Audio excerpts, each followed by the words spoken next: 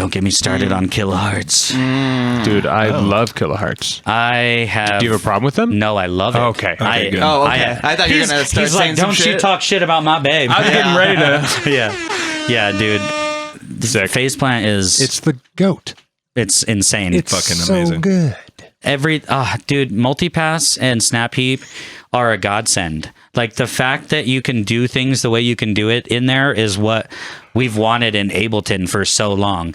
Being able to save those stacks of effects in the way either multiband or just stacked like that in Snap Heap is just revolutionized my production. Yeah. And I can add so much of this or that in an instant with those. And I've gone through like presets that I bought and snagged out their multipasses and their Snap Heaps and applied them to other things. And I just, like, for example, Restraint, John, he sent me some wavetables, and then I went ahead and threw a bunch of those fucking multipasses and snap heaps on them. And I'm just finding stuff that I literally never would have made myself. Sure. I love that like generative aspect of it. It can be so random. Grabbing the snap heaps out of other presets is a great idea. Especially if it's already like loaded with a That's bunch true. of shit. Oh, And you're just like, oh, let's just drag this out of here. You know who the god of Phaseplant basically is? Nasko, yeah, right? yeah, I mean, yeah. go He's through crazy. go through Color Forge and the Okay, other one yeah.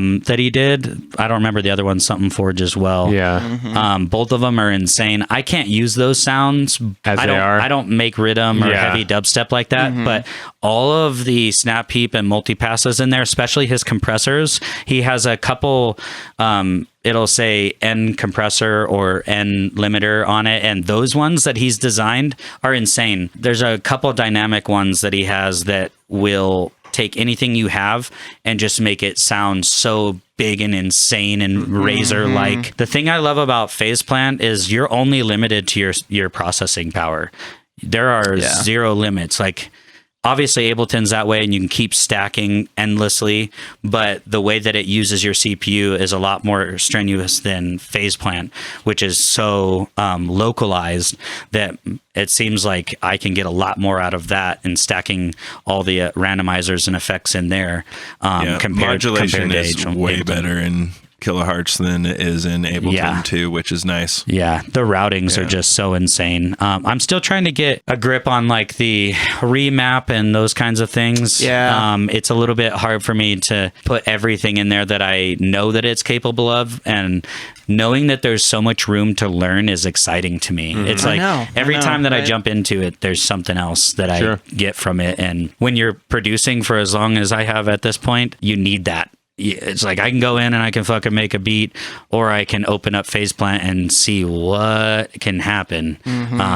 So, and I only got it last year, so I bought it. I bought the whole thing instead of just renting it to own it and all that stuff. I bought everything, and it's a lot of money. Yeah, It is. Yeah. So it's definitely become. So you've been using it. So I have been using it. You spent the money. You're like, I use that. Yeah. And it was daunting Cool. at first. I have to say the learning curve to Phaseplant is It's a little steep. steep compared to some other stuff. Let's go. And honestly, if you have Phaseplant, you don't need anything Not else. really. The reality is it's a one and done, does it all.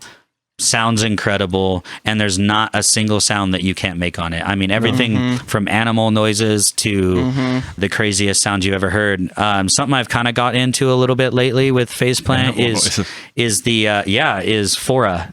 So it's basically the sound of nature. So like like bugs and birds and jungle animals and stuff like that. But there's a guy on YouTube that specializes in Fora soundscapes, and learning that stuff teaches you actually a lot about unique sound design in general. Because a lot of it is just frequency modulation anyways on a sine wave. Like you don't generally use anything else. And anytime you go back to the basics on producing, you're reminded on how easy some things are to make by just doing a couple simple things. Like I don't know how many times I've overcomplicated a sound just because I thought because it sounded complex that it needed to be made complex in terms of the sound design, when in reality it can just be a few clicks. I've learned that also from other producers like Resonant Language and shit. When you watch him work, he can get to that crazy distorted bass sound that everyone's wanting to make in a matter of 3 or 4 steps, in the way that he pushes into saturation and clippers and stuff, as opposed to being like, okay, saturated, multi-band, and like stacking up all these things, and it just makes it sound like mud.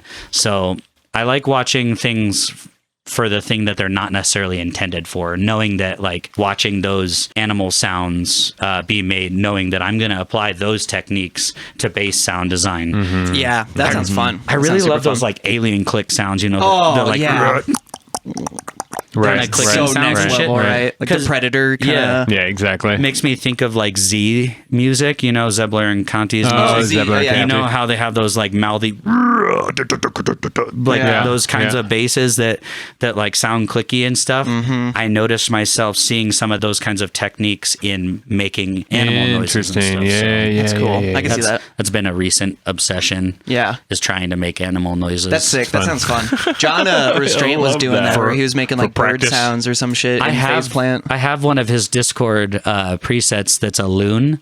Okay, cool. He recreated a loon, and it sounds just like it in Phaseplant. Yeah, it is fucking. I don't know where I'll use that, but I like, but I loved looking into it. I love it. Yeah.